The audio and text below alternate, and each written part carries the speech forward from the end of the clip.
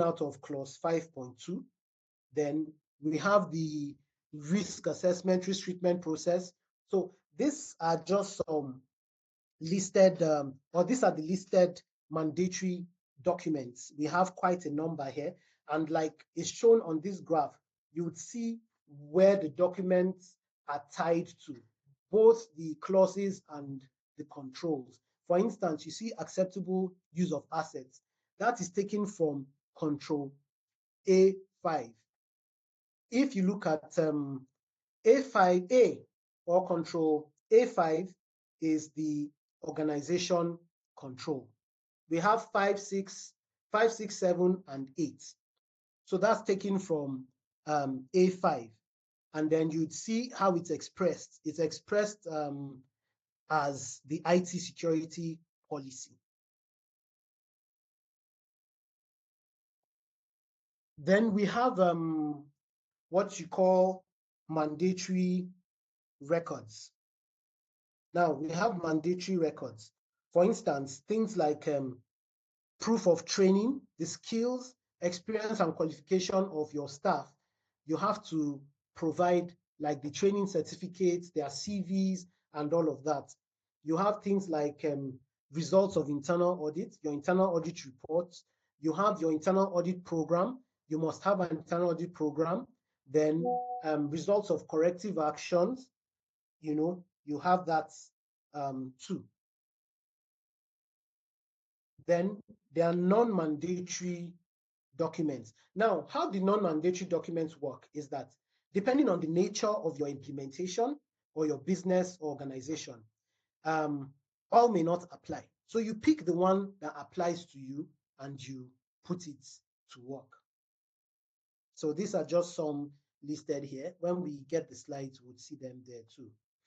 So it brings us to our case study. We had an implementation to do a client. Let's call them ABC Limited. Now, what was their challenge? They faced big challenges in securing, their sensitive data, client data, and then they were never meeting compliance requirements, and that was a big deal because it was affecting their business. If in the news, you're always hearing that there's a sanction, if in the news, you're always hearing that there's a sanction for a company that you're invested in, I'm sure you would not like that. So we came in, and when we came in, we now said, okay, let's look at this, let's implement. So what did we do? The first thing we did was to conduct a thorough risk assessment.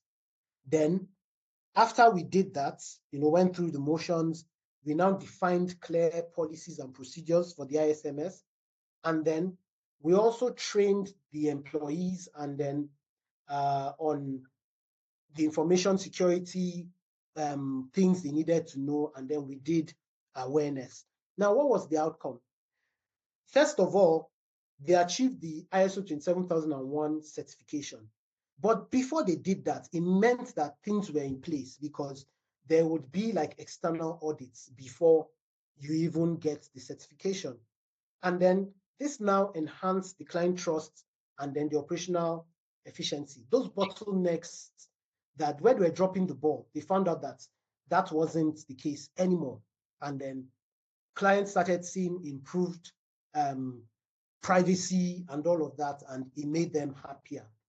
And then there was the reduced risk of security breaches, meaning that the security breaches dipped. That is the frequency of which they had, because at some point it was like a free-for-all environment. It really dipped. And then this was exactly in the words of the client, and that's why it's in quotes.